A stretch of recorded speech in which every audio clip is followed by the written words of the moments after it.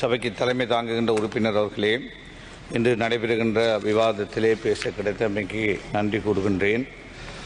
ஒரு முக்கியமான நாட்டு மக்களுக்கு, அதே போல கிராமங்களுக்கு வேலை செய்கின்ற உறுப்பினர்களை தெரிவு செய்கின்ற, சபைகளை தெரிவு செய்கின்ற ஒரு தேர்தல் முடிந்த பிறகு இந்த பாராளுமன்றத்தில் இன்று முதலாவதாக பேச கிடைத்தமைக்கு இந்த சந்தர்ப்பத்தை பயன்படுத்தி கொண்டு, குறிப்பாக ஒரு சிறிய கட்சியாக இருந்தாலும் அகில இலங்கை மக்கள் காங்கிரஸ் கட்சி புதிதாக உருவாக்கப்பட்ட ஒரு கட்சி, பல சவால்கள், பல கஷ்டங்களுக்கு தலைமைத்துவமும் கட்சியும் முகம் கொடுத்து இந்த தேர்தலிலே கடந்த காலங்களிலே பல சவால்களுக்கு முகம் கொடுத்து வந்திருக்கிறோம். அநியாயமாக பல தண்டனைகளை, கஷ்டங்களை எல்லாம், சிறை வாழ்க்கையெல்லாம் இந்த தலைமைத்துவம் அனுபவித்து இருக்கின்றது என்பதை இந்த பாராளுமன்றம் அறியும். என்றாலும் எல்லாவற்றிலும் நிரபராதியாக நாங்கள் நீதிமன்றத்தால் விடுவிக்கப்பட்டிருக்கிறோம். அவ்வாறு இருந்தும் 140 உறுப்பினர்கள் இந்த கட்சி, அகில இலங்கை மக்கள் காங்கிரஸ் கட்சி சார்பாக அம்பாறை, திருகோணமலை, மட்டக்களப்பு, மன்னார், வவுனியா, முல்லைத்தீவு, அதேபோல் புத்தளம், குருநேகல், களுத்தர, கொழும்பு போன்ற கண்டி போன்ற மாவட்டங்களிலே மக்கள் ஆணை தந்திருக்கிறார்கள், அனுராதபுரம் போன்ற மாவட்டங்களில். எனவே அந்த மக்களுக்கு என்னுடைய மனமார்ந்த நன்றியை இந்த சபையிலே நான் தெரிவித்துக் கொள்கின்றேன். அதேபோல் எங்கள் மீது கொண்டிருக்கின்ற நம்பிக்கை, அந்த நம்பிக்கை வீண் போகாமல் நிச்சயமாக இன்ஷா அல்லாஹ் எங்களுடைய உறுப்பினர்கள் அல்லது சபை தலைவர்கள், பிரதி தலைவர்கள் எதிர்காலத்திலே மக்களுக்கான பணிகளை நேர்மையாக செய்வார்கள் என்பதை இந்த உயர் சபையிலே நான் சொல்லிக்கொள்ள விரும்புகின்றேன். அதே போலதான் இந்த தேர்தலிலே மன்னார் மாவட்டத்திற்கு, அதே போல் இந்த தேர்தல் முறை, இது சம்பந்தமாக நான் ஜனாதிபதியிடத்திலே அனைத்து கட்சி தலைவர்கள் கூட்டம் நடந்த பொழுது நான் சொன்னேன், இந்த முறை ஒரு பிழையான முறை. இந்த முறையினால் எந்த ஒரு கட்சியாலும் அல்லது எந்த ஒரு சபையையும் சரியாக அமைக்க முடியாத ஒரு துர்ப்பாக்கிய நிலை வரும் என்று சொன்ன பொழுது ஜனாதிபதி அவர்கள் கூட அப்படி என்றால் இதை மாற்றுவோமா என்று கூட கேட்டார். என்றாலும் அவருக்கு பக்கத்தில் இருந்த உங்களுடைய ஒரு அமைச்சர் சொன்னார், இல்லை இல்லை, இப்போ காலம் போதாது, மாற்ற முடியாது என்று.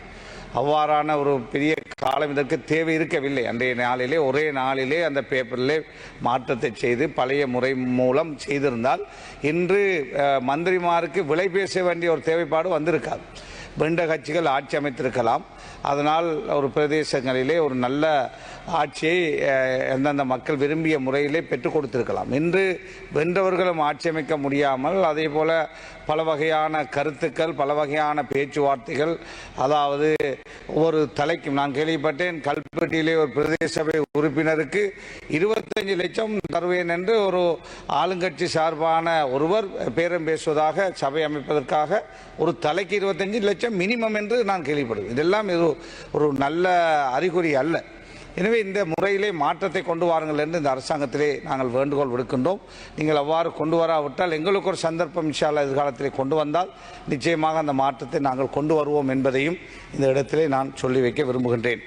அதே போல இந்த தேர்தலிலே ஜனாதிபதி அவர்கள் மன்னாருக்கு வந்தார், பிரதமர் வந்தார். நான் நினைக்கிறேன் இதற்கு இருக்கின்ற எல்லா அதிகமான அமைச்சர்கள் வந்தீர்கள் மன்னாருக்கு, வவுனியாவுக்கு, முல்லைத்தீவுக்கெல்லாம் வந்து பிரச்சாரங்களை முன்னெடுத்த பொழுது நாங்கள் எல்லாம் நாங்கள் ஸ்ரீலங்கா, அதாவது சமகி ஜனபலவேகையோடு சேர்ந்து போட்டியிட்டாலும் ஒரு கூட்டத்தை கூட நாங்கள் பகிரங்க கூட்டம் நடத்தவில்லை. அது மாத்திரமல்ல, அதனுடைய எதிர்க்கட்சி தலைவராக இருக்கிற கூட்டமைப்புடைய தலைவராக இருக்கின்ற சஜித் பிரேமதாசா கூட மன்னாரோ, வவுனியா, முல்லைத்தீவில் காலடி கூட எடுத்து வைக்காமல் எங்களுடைய ஆதரவாளர்களும், எங்களுடைய எம்பி, நாங்கள் உட்பட, எங்களுடைய தாயிர் எம்பி, முத்துமுகமது எம்பி, நான் உட்பட எங்களுடைய கட்சிக்காரர்களும் எங்களுடைய பிரச்சாரங்களை நாங்கள் முன்னெடுத்தோம்.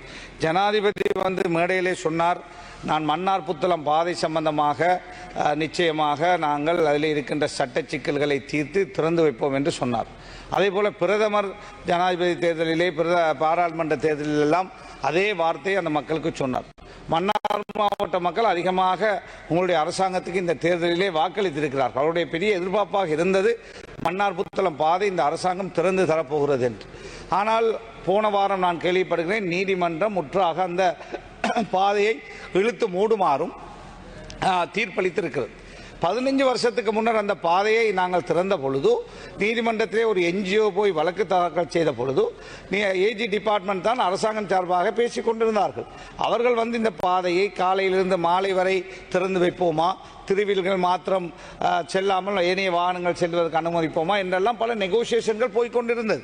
அவ்வாறு இருக்கின்ற பொழுது ஒருதலை பட்சமாக சட்டமாதிபர் திணைக்களத்தோடைய உடன்பாட்டோடு சேர்ந்து நீதிமன்றம் இவ்வாறான ஒரு தீர்ப்பை தந்து 100 வருஷங்களுக்கு மேன்மையான பழமை வாய்ந்த பி ரோட், அதாவது இலங்கையிலே இவ்வாறான பாதைகள் இருக்கிறது. இப்பொழுது நீங்கள் போய் பார்த்தால் தெரியும், திருவண்ணாமலையிலிருந்து வருகின்ற பொழுது ஹபர்னையிலே யானையை காணலாம். அதே போல அம்பாறையிலிருந்து வருகின்ற பொழுது ஹபர்னையிலே, அதே போல வேறு பகுதிகளிலே யானை, அதே போல விலங்குகளை காணலாம். அவ்வாறு இருக்கின்ற பொழுது இலங்கையிலே யாழையாக இருக்கலாம், எங்கும் பாதைகள் இருக்கிறது. ஆனால் வன்னியில், அதாவது மன்னாரையும் புத்தளத்தை இணைக்கின்ற பாதை வடமாகாணத்திலே வாழ்கின்ற தமிழ் பேசும் மக்கள் அதிகமாக பாவிக்கின்ற பாதை. அந்த பாதையை மாத்திரம் இழுத்து மூடுவது என்பது எந்த வகையிலே நியாயம் என்று நாங்கள் கேட்கிறோம். ஒரு பாதை இழுத்து நீதிமன்றத்திலே சட்டமாதிபர் திணைக்களம் அவர்கள் போய் இந்த மாதிரியான பாதை இழுத்து மூடுவதற்கு ஆதரவாக சொல்லி 15 வருஷமாக நிலுவையில் இருந்த அந்த வழக்கை இந்த ஜனாதிபதி இந்த மன்னாரிலே சொல்லுகிறார், நாங்கள் கதைச்சு திறந்து விடுவோம் என்று சொல்லிவிட்டு வந்து 2 வாரத்திலே நீதிமன்றம் இவ்வாறான ஒரு தீர்ப்பை வழங்கியது. இந்த தீர்ப்பு பிழையான தீர்ப்பு. ஏன் ஒரு 100 வருஷம் பழமை வாய்ந்த ஒரு பாதையை, அதுவும் பி ரோட், ஆர்டிஐக்கு சொந்தமான ஒரு பாதை, இது அம்பாந்தோட்டையில் இருந்தால் இழுத்து மூடி இருப்பார்களா என்று நான் கேட்கிறேன். அல்லது குருநாகலையில் இருந்தால் அதை இழுத்து மூடுவார்களா என்று நாங்கள் கேட்கிறோம். இது மன்னாரிலே இருப்பதனால், அந்த பகுதியிலே வாழ்கின்ற மக்கள் சிறுபான்மை மக்களாக இருப்பதனால் தான் அதாவது சட்டமா அதிபர் திணைக்களம் அதற்கு உடன்பட்டு இந்த பாதையை இழுத்து மூடி இருக்கிறார். இந்த தீர்ப்பு பிழையான தீர்ப்பு. அது மாத்திரமல்ல, என்று தெரியும் உங்களுக்கு, எதிர்கட்சிக்காரர்கள் எல்லாம் சட்டமா அதிபர் திணைக்களம் பழைய 10 வருஷ 20 வருஷ கேஸ்களை எல்லாம் முன்னு கொண்டு வந்து அவர்களை சிறையிலே போடுகிறார்கள். அவ்வாறு தேடி தேடி சட்டமா அதிபர் திணைக்களம் கேஸ்களை எடுத்து இந்த வேலைகளை செய்கின்ற பொழுது, இந்த நாட்டுக்கு முக்கியத்துவமாக இந்த யாழ்ப்பாணத்திலிருந்து கொழும்புக்கு வருகின்ற பொழுது, மன்னாரிலிருந்து வருகின்ற பொழுது 100 கிலோமீட்டர் மிச்சப்படுகிறது. 100 கிலோமீட்டர் மிச்சப்படுகின்ற ஒரு பாதையை விலங்குகளுக்காக வேண்டி இழுத்து மூடுகின்றோம் என்ற ஒரு தீர்ப்பு வழங்கப்பட்டு இன்று மக்களுடைய எதிர்பார்ப்பு 100% நாசமாக்கப்பட்டிருக்கிறது. ஜனாதிபதியுடைய வார்த்தை பொய்ப்பிக்கப்பட்டிருக்கிறது. பிரதமருடைய வார்த்தை பொய்ப்பிக்கப்பட்டிருக்கிறது. வாக்களித்த மக்கள் இன்று வேதனையோடு இருக்கிறார்கள். எனவேதான் உங்களிடத்திலே நாங்கள் சொல்லுகிறோம், இது சம்பந்தமாக மீள 3 பேர் கொண்ட நீதிபதிகள் தீர்ப்பை கொடுத்திருப்பதனால் ஒரு 5 பேர் கொண்ட நீதிபதிகளை நியமித்து இந்த வழக்கு மீண்டும் பரிசீலிக்கப்பட வேண்டும். இது இந்த மக்களுக்கு நியாயம் பெறப்பட்டு கொடுக்கப்பட வேண்டும். தனி நாடு கேட்டு போராடிய நாடு இந்த நாடு. இந்த நாட்டிலே சிங்கள பேரினவாதிகளோடு வாழ முடியாது என்று தமிழீழம் தாருங்கள் என்று இந்த நாட்டிலே ஒரு இனம் போராடியது. சைனட் வில்லைகளை கட்டிக்கொண்டு போராடியது ஒரு மண்ணுக்கான போராட்டம். அவ்வாறு இந்த நாட்டிலே நடந்த வரலாறு இருக்கிறது. 30,000 40,000 மக்கள் கொல்லப்பட்டிருக்கிறார்கள். தமிழ் மக்களும் கொல்லப்பட்டார்கள், சிங்கள மக்களும் கொல்லப்பட்டார்கள், இராணுவ வீரர்களும் கொல்லப்பட்டார்கள், சாதாரண மக்களும் கொல்லப்பட்டார்கள். அப்பாவி என்னை போன்ற 1 லட்சம் முஸ்லிம்கள் அகதிகளாக்கப்பட்டார்கள். அவ்வாறான ஒரு வரலாறு இந்த நாட்டிலே இருக்கிறது. இதையெல்லாம் மறந்து நீங்கள் இன்று பாராளுமன்றத்திலே பேசலாம். ஆனால் மக்களுடைய வேதனையும் சோதனையும் கஷ்டமும் துன்பமும் உள்ளங்களிலே இன்னும் இருந்து கொண்டிருக்கிறது. எனவே இந்த பாதை மன்னாரையும் அல்லது வடமாகாணத்தையும் தெற்கையும், அதாவது புத்தளத்தையும் இணைக்கின்ற பாதை என்பதனால் தான் இது இழுத்து மூடப்பட்டிருக்கிறது.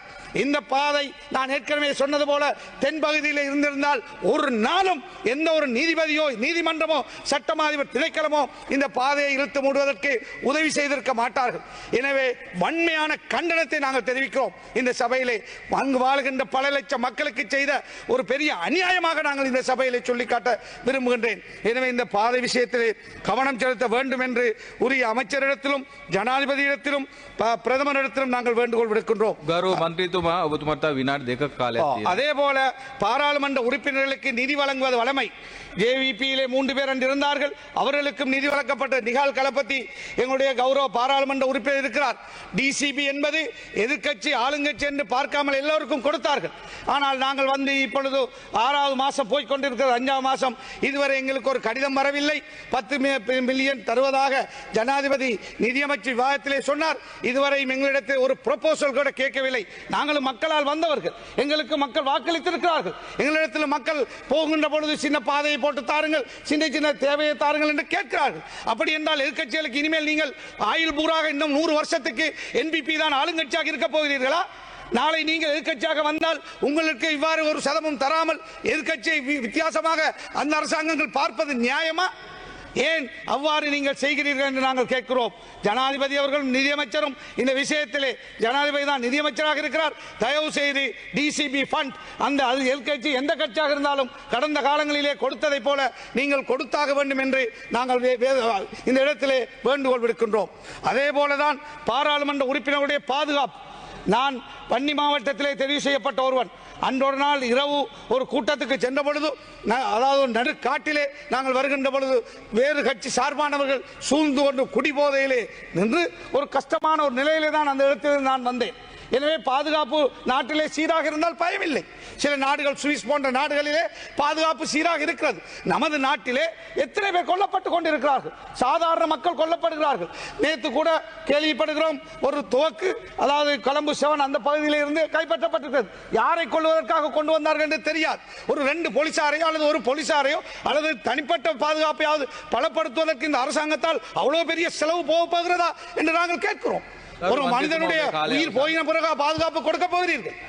மக்கள், அதாவது மக்கள் பிரதிநிதிகள் நாங்கள். நாளை எங்களுடைய உயிருக்கு ஏதாவது வந்தால், ஆபத்து வந்தால் நீங்கள் தான் பொறுப்பெடுக்க வேண்டும் என்று இந்த பாராளுமன்றத்தில் நாங்கள் சொல்லிக்கொள்ள விரும்புகின்றோம்.